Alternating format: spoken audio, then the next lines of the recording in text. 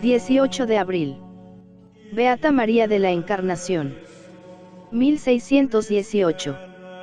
Es la Beata María de la Encarnación un alma de Dios, verdaderamente atrayente, que supo buscarse los caminos de la santidad tanto en la vida del mundo como en el silencio y recogimiento del claustro.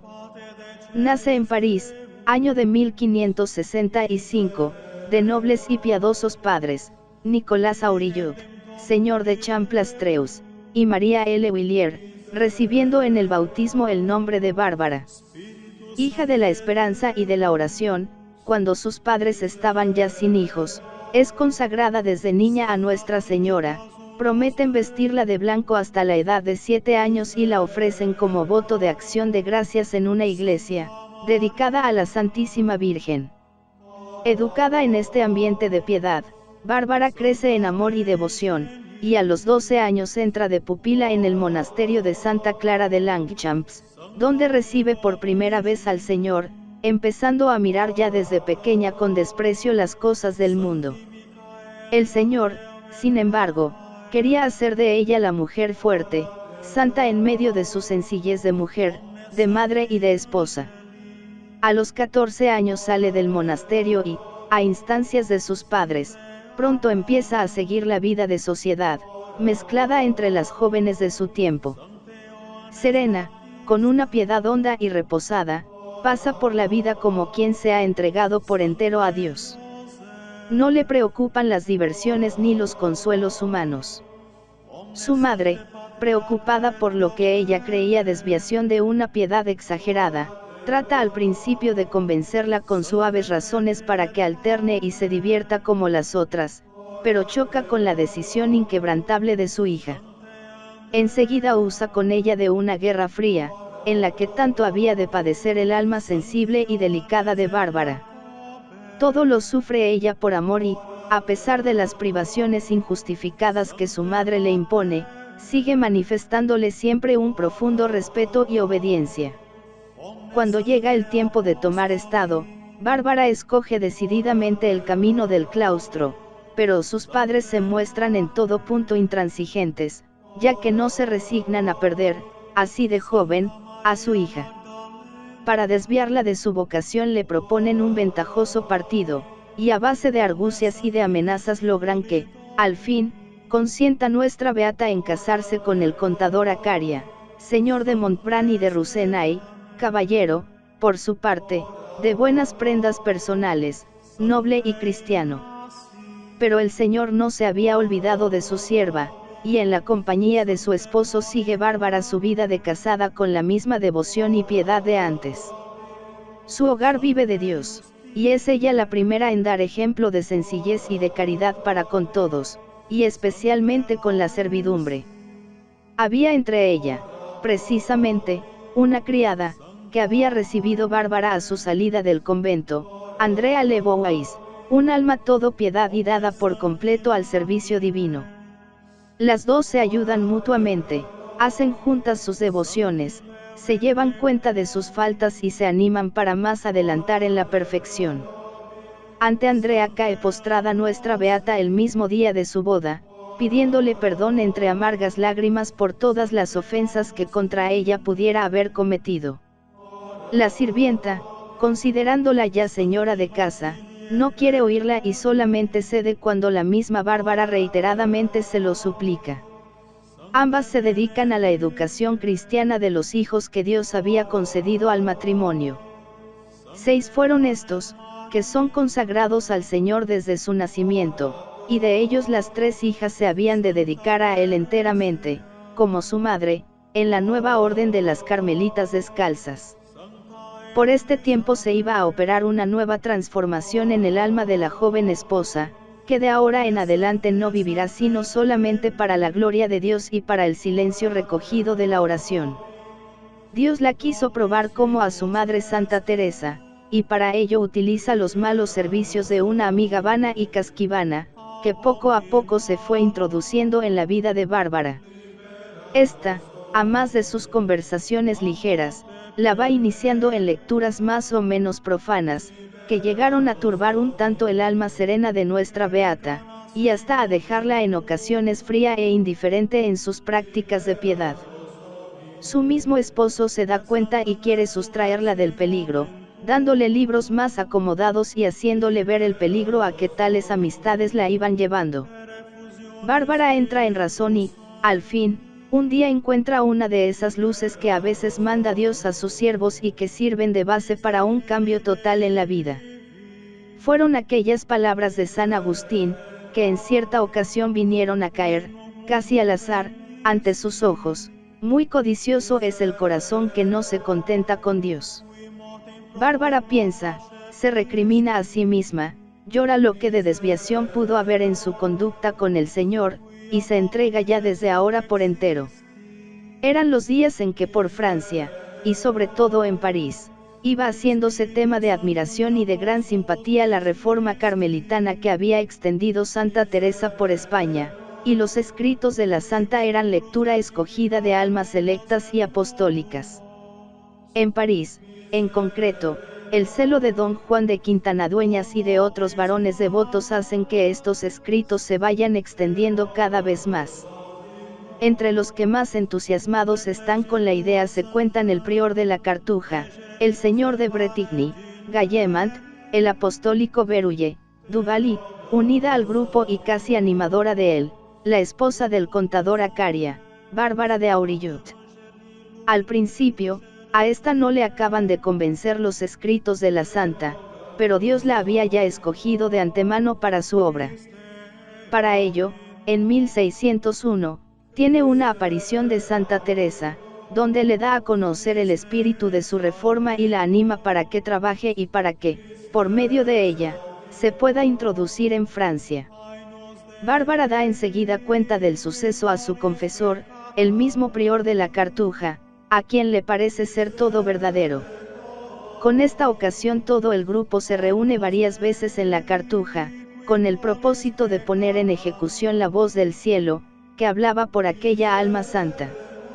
Bárbara desde este momento ha entrado a formar parte, y a veces como directora, de un gran movimiento apostólico, que ha de cristalizar al fin con la introducción de la reforma carmelitana en varios lugares de Francia, hasta que ella misma, como corona de todos sus sacrificios, se consagre a Dios con las primeras carmelitas reformadas francesas. La obra, sin embargo, no se presenta tan fácil, y la sierva de Dios ha de sufrir tanto de unos como de otros, empezando por su mismo esposo, a quien no le agrada que Bárbara se dé tan de lleno al apostolado y a la virtud.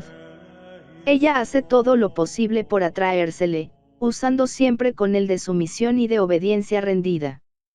Cuéntase que una vez, estando ya a punto de comulgar, dijéronla que la avisaba su esposo, y entonces, dejando la comunión, salió corriendo para atender a su llamada y obedecerle. Cuando le ve encarcelado en las guerras calvinistas, Bárbara no se separa de él y comparte sus penalidades, hasta que, por fin, logra que le pongan en libertad. Su esposo muere pronto, y desde entonces nada impedirá a nuestra beata dedicarse a la primera ilusión que tuvo cuando joven. Mientras la idea de la reforma va cobrando de vez en vez más entusiasmo, Madame de Acaria, Quintana Dueñas y Bretigny hacen propaganda y obtienen del Papa Clemente VIII las bulas necesarias para las nuevas fundaciones. Los primeros intentos se frustran, pero una nueva revelación de Santa Teresa a nuestra beata en 1602, y la ayuda que les prestan personajes notables, dan un nuevo impulso a la idea.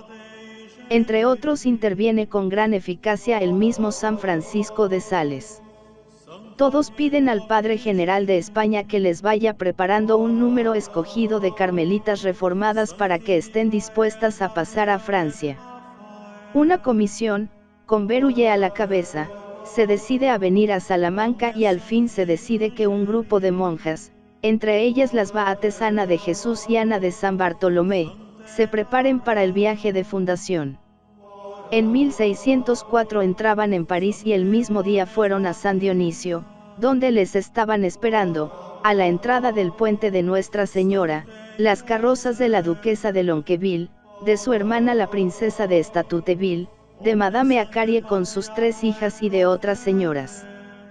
De esta manera, con sencillez y piedad carmelitanas, entran todos en el primer convento de monjas carmelitas reformadas de Francia, Nuestra Señora de los Campos, cantando con emoción inolvidable el salmo Laudate Dominum omnes gentes. Dado el primer paso, nuestra beata se dispone a fomentar las fundaciones en diversas ciudades como en Pontoise en 1605 y en Tours en 1608, ayudándose a veces de sus parientes y preparando ella misma las novicias que habían de poblar aquellos palomarcitos. La primera, en la diócesis de Versalles, iba a ser su preferida, santuario venerado, por otra parte, de la Orden de Francia, que iba a recoger el último suspiro de Bárbara, convertida ya en carmelita, y donde se conservan todavía sus venerados restos y los recuerdos de sus mortificaciones y penitencias. A esta fundación se entregó con todas sus energías, ayudada de sus hijas, y no descansó hasta que quedó inaugurada ante la presencia de la Beata Ana de Jesús, siendo la primera priora la otra Beata y apóstol del Carmelo, la Madre Ana de San Bartolomé. En estas andanzas apostólicas estaba la viuda de Acaria cuando vio con toda claridad que también el Señor le pedía a ella que diera el último paso hacia una consagración definitiva y total en la Orden del Carmelo, que tanto le entusiasmara. Para ello pide consejo, arregla el futuro de sus hijos y, habiendo hecho un largo retiro espiritual en el monasterio de Nuestra Señora de los Campos, pide con toda humildad le sea concedida la gracia de poder vestir el hábito de profesa. Entonces recuerda que, estando en la iglesia de San Nicolás, en la Lorena, había tenido una visión de Santa Teresa, donde le indicaba que con el tiempo también ella habría de entrar en uno de sus conventos, aunque fuera de humilde lega. Y así fue, siendo al fin recibida en el convento de Amiens, para lo que deja París en miércoles de ceniza del año 1614. Dispensada del tiempo del postulantado, el 7 de abril del mismo año viste el hábito de profesa, escogiendo como nombre el de María de la Encarnación. Desde ahora toda su ilusión ha de ser el pasar escondida y en silencio, guardando con toda puntualidad y obediencia las reglas. Dios, como ya lo hiciera otras veces en el siglo, la había de regalar con todas las dulzuras de la vida espiritual y pronto sus hermanas serían testigos de los éxtasis a que el Señor la elevaba, significando con ello la vida de amor y de entrega en que vivía su sierva. Para las monjitas, María de la Encarnación es como una niña llena de sencillez y de candor, con la alegría de las almas que parece que ya no viven en el mundo y que esperan únicamente el encuentro definitivo con el Señor. Pronto habían de realizarse sus deseos, pero no sin pasar antes por la prueba del dolor. Cuando llegaba el tiempo de su profesión cae enferma, y a tanto llega su gravedad, que la han de administrar los últimos sacramentos, quedando después sumida en un profundo éxtasis. Al recobrar los sentidos las hermanas que la rodean escuchan de sus labios cosas maravillosas que les decía de Dios, de la Virgen y de Santa Teresa, y al fin les ruega que recen por la Iglesia Católica. Sin desaparecer la gravedad, llega el 8 de abril de 1615, en que le tocaba hacer la profesión, y, no queriendo retrasarla, enferma como estaba, se hace llevar en una camilla a un oratorio, que estaba enfrente del altar mayor, donde, con la solemnidad acostumbrada en la orden, hace ante todas su profesión religiosa. Acabado el acto, se pasa todo el día cantando las alabanzas del Señor y repitiendo como fuera de sí aquel versículo, Misericordias Domini in aeternum cantabo. Reclama de toda su ayuda para que, juntas, den gracias a Dios por el beneficio que con ella había usado, mientras les repite toda sumida en emoción y lágrimas: oh mi Dios, qué gracia me habéis hecho, qué misericordia.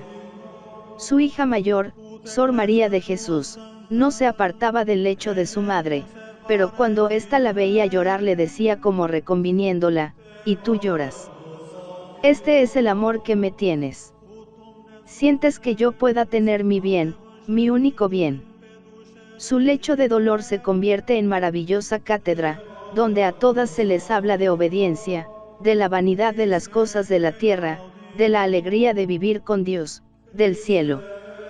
Pasada la primera prueba, y ya convalecida, es llevada a su querido convento de Pontoise, donde al año siguiente enferma de nuevo y donde se prepara, en medio de sufrimientos, al encuentro con el esposo. La madre priora le pregunta en una ocasión si había tenido alguna revelación de cuándo y cómo moriría.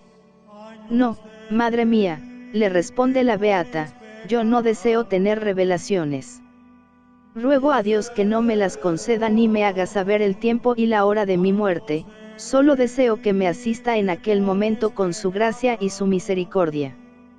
Pronto empeora y le dan de nuevo el viático. Como vieran inminente su muerte, le preguntan las hermanas que qué gracia iba a pedir en el cielo por ellas. Suplicaré a Dios, les decía, que las intenciones de Jesucristo tengan en todas un pleno cumplimiento.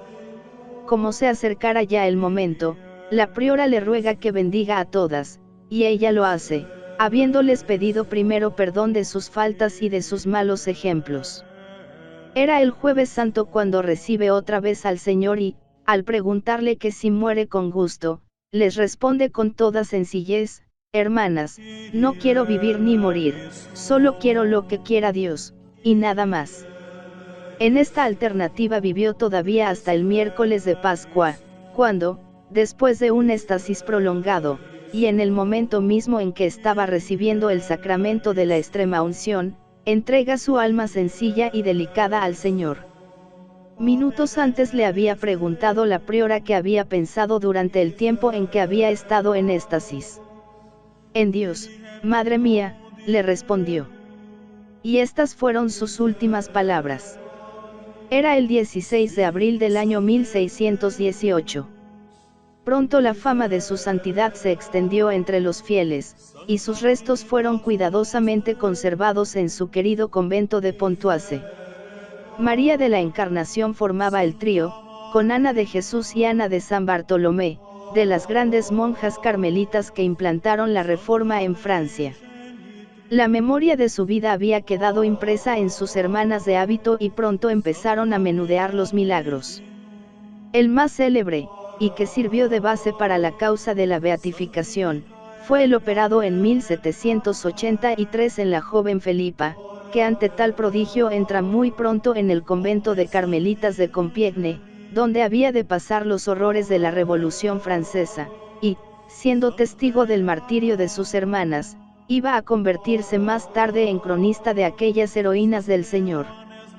Durante la misma revolución, y como premio a tantas virtudes, era solemnemente beatificada por el Papa Pío X, el 24 de mayo de 1791, la sencilla y delicada Madame Acarie, que quiso llevar como religiosa el nombre de María de la Encarnación.